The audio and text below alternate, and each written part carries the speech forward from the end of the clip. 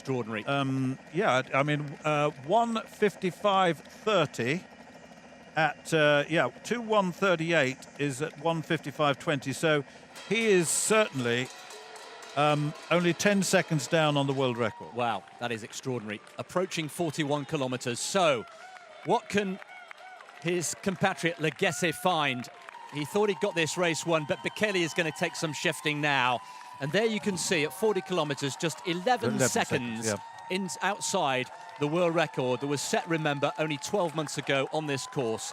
Kenenisa Bekele has got the bit between his teeth, and there a little smile. He's enjoying himself, isn't he? And why not? This could be one of the greatest comebacks, perhaps not the greatest victory we've ever seen, but one of the greatest comebacks that we've ever seen in a world marathon. 2:47 for the 41st kilometer, quite outstanding. And Legesse looks a broken man now, really starting to hurt. And he's becoming an ever-distant figure as we approach 2 hours of running. Kenenisa Bekele, what a performance this is. And very shortly, he will emerge onto Unter den Linden, that famous, famous road.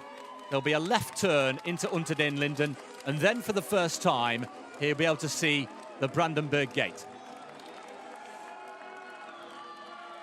Deep in concentration. He is trying. He is really going for this. He is. He's been watching, he's been looking at his watch time and time again, and he's proving himself this time. There's no dropout this time. This is a formidable performance. To be dropped so much after a 2:48 by Legesse over a 50, he's 5 seconds outside the world record. Well, he's going to be very, very close. It's astonishing. Well, we saw history last year in Berlin, quite astonishingly. Are we going to see history repeat itself here?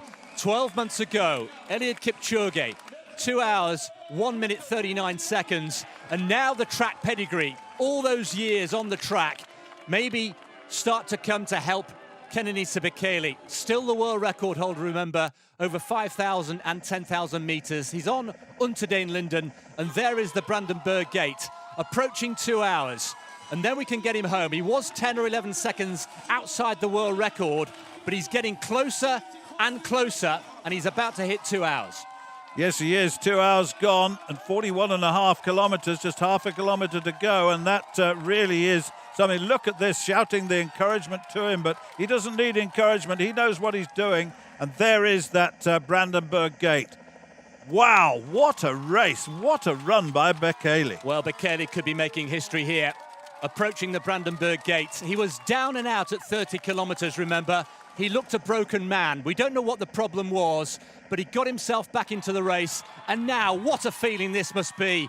Kenenisa Bekele, he's won here before, remember, in 2016, 2:03.03, and now through the famous arches, and he's into the last few hundred meters, and he has exactly a minute, inside a minute, to get home inside the world record. Eliud Kipchoge must be watching on, feeling a very, very worried man. Inside 2 hours and 1 minute, approaching there, and the crowd going berserk into the final few hundred meters. This could be history again for the second year running. Kenenisa Bekele, one of the greatest comebacks of all time, perhaps. Let's try and call him home here. He may struggle to get inside the world record, but he's going to give it a real go.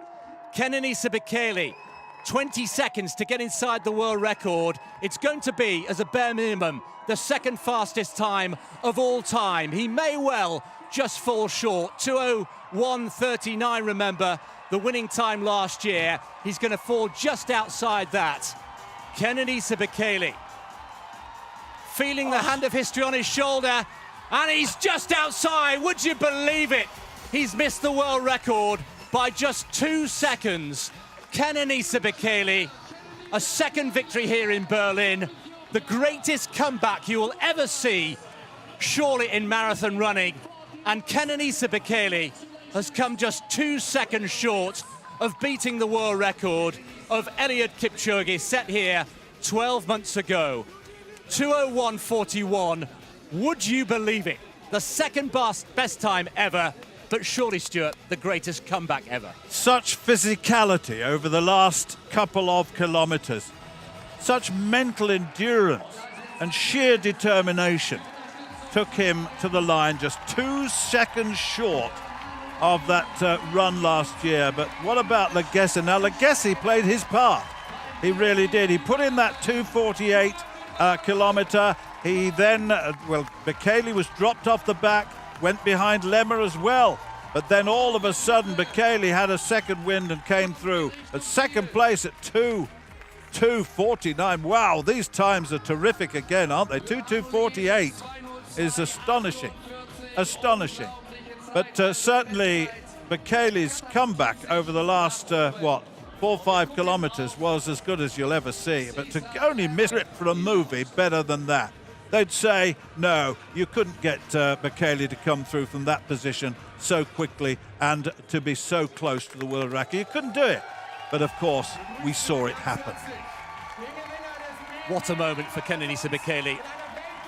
The comeback kid in Berlin. He had his doubters. Would he be fit? Would he put in the hard work? Did he have the discipline to get himself into the shape that is needed to compete at this highest level? Well, the answer was, yes, he did, to all of those questions. And my, oh my, didn't he come close? 2 seconds over 42 kilometres, 42.2 kilometres. Wow. Simply wow.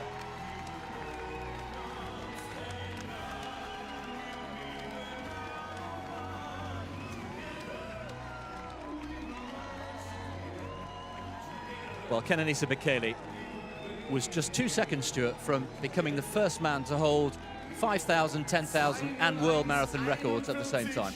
That was absolutely astonishing, wasn't it? It really was. It was. I've never seen anything quite like that. That was a great marathon. It was a great race, and really, when you consider what he did, it was superhuman. It really was superhuman. Well, he'll be very happy. He looked so comfortable. He didn't look comfortable. Then all of a sudden, he did look comfortable, and then there was a smile on his face as he came into the final stages. Brilliant. Absolutely brilliant.